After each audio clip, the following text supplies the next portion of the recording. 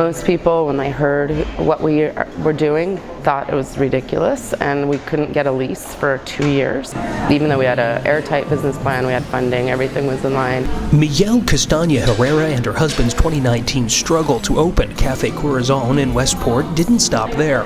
Headaches to obtain necessary things like city permits followed, making launching a business in KCMO anything but easy. Without small businesses, KC wouldn't be what it is. The impact of entrepreneurship on communities is dramatic, Castaña Herrera says, and while not everyone gets it, there's one office that does, working on behalf of people like her and her peers like Alley Gage, owner of Alley Gage Beauty. Anytime I didn't know the answer to something, had a question, felt lost, confused, I called, I got an answer. If they didn't know, they would go seek the answer with me, and you can't get that kind of help from very many people. Gage is talking about KC BizCare, Kansas City's one-stop shop for doing business, a place where entrepreneurs can walk in with a dream and out ready to make it a reality. I was like, wow, wait up. So this is still the city, but this is like a whole different thing. From starting a business to applying for permits and anything in between, the BizCare office makes business ownership accessible across the metro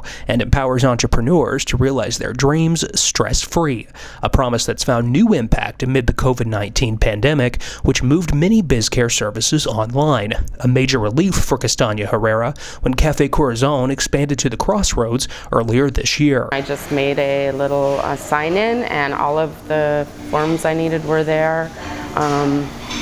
It was super easy.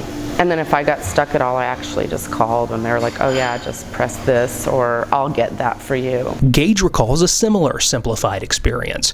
BizCare helped her obtain a cosmetology license in the state when she relocated from California. When I was filling out this document, there was a spot that said, like, what's your registered fictitious name? You have to add it in here. And I'm like, do I need to have one? Like, what does that even really mean? So I ended up calling Samuel Morris down in the office, and I'm like, this form says this. Do I have a fictitious name? Do I need to get a fictitious name? Like, what is this? Gage says a quick response from Morris helped solve the problem like that. Sam actually went as far as to call the State Board of Cosmetology, go through the form with them, figure out all the details, and then he called me back, left me a message, told me all the things that he learned, all the things to add, what we needed to do, and he was like, also, thanks, I learned something new, you helped me out. Castaña Herrera agrees sharing Morris helped her navigate code violations that would have kept her from getting a business license and opening the doors to the Crossroads' most popular new spot for Java. If you need a zoning permit, they'll pull it for you, or they'll help you to pull it. They're not just like, here you go, figure it out. And for a city office, both Castaña Herrera and Gage say customer service like BizCare's is a pleasant surprise. Chains and corporations in KC seem to have kind of an easy time, but really the heartbeat of the city is small business, and I think KC